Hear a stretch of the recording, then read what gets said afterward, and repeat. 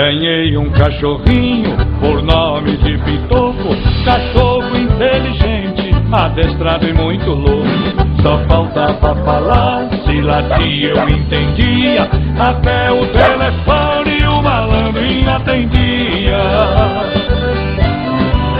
O meu vizinho um dia cismou da mão, e quando ele saía chegava o Ricardão. Me procurou pra acabar com a traição, emprestei o meu cachorro pra ter a confirmação. Liguei pra lá, Pitoco atendeu, tem alguém aí? Ele respondeu, é algum marmanjo? Assim confirmou, ele tá na sala. Pitoco negou, ele tá no quarto. Assim confirmou, faz tempo. Pitoco uivou, o que eles estão fazendo, Pitoco? Pitoco fungou, a casa caiu.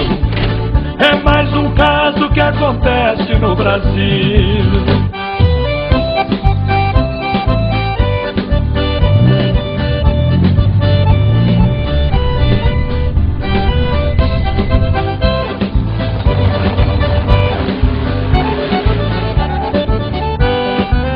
O meu vizinho um dia cismou da mão, que quando ele saía chegava o Ricardão.